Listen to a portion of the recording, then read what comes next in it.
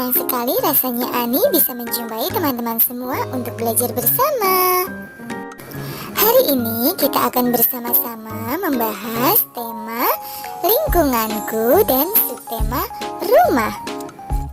Sebelum kita lanjutkan, Ani ingin mengingatkan teman-teman semua yang belum subscribe untuk subscribe channel YouTube ini terlebih dahulu. Ani tunggu ya. Baiklah teman-teman, hari ini kita akan bersama-sama belajar mengenai rumah. R U M A H, rumah. Materi yang akan kita bahas pada hari ini ada 3 macam, yaitu kegunaan rumah, bagian-bagian rumah, dan ruangan-ruangan yang ada di dalam rumah. Mari kita bahas satu persatu materi tersebut. Yang pertama adalah kegunaan rumah. Kegunaan rumah yang pertama adalah sebagai tempat tinggal.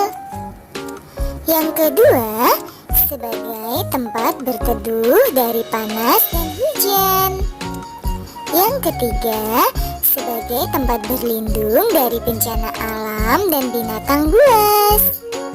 Dan yang keempat, sebagai tempat berkumpulnya keluarga. Nah, itu adalah kegunaan dari rumah. Sekarang mari kita bahas bagian-bagian dari rumah. Ada apa saja ya? Bagian rumah yang paling atas disebut atap.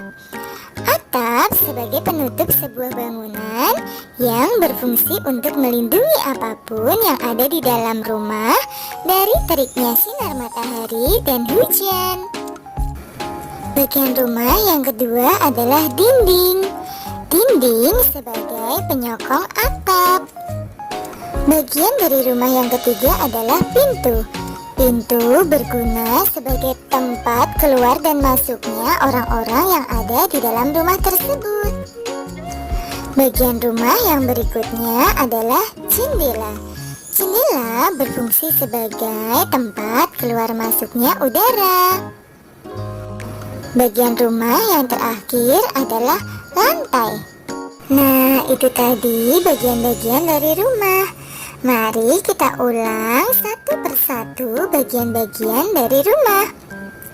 Atap, dinding, pintu, jendela, dan lantai. Teman-teman, selanjutnya kita akan membahas tentang ruangan-ruangan yang ada di dalam rumah. Kamar tidur. Kamar tidur digunakan sebagai tempat untuk tidur atau beristirahat. Ruang tamu. Ruang tamu digunakan sebagai tempat untuk menerima tamu. Ruang keluarga. Ruang keluarga digunakan sebagai tempat berkumpulnya semua anggota keluarga. Dapur. Dapur digunakan sebagai tempat memasak. Ruang makan. Ruang makan digunakan sebagai tempat makan. Kamar mandi atau toilet digunakan sebagai tempat untuk mandi, buang air besar, serta buang air kecil. Yang terakhir adalah garasi. Sebagai tempat untuk parkir kendaraan seperti sepeda, motor, dan mobil. Teman-teman sudah tahu kan ruangan-ruangan yang ada di dalam rumah? Baiklah teman-teman, sebelum Ani mengakhiri, mari kita ulang bersama-sama materi apa saja yang sudah kita pelajari dari awal. Kegunaan rumah, bagian-bagian rumah, dan ruangan-ruangan yang ada di dalam rumah. Baik teman-teman semua, sampai di sini perjumpaan kita hari ini. Sampai jumpa di lain kesempatan. Semoga teman-teman selalu sehat ya. Dadah semuanya.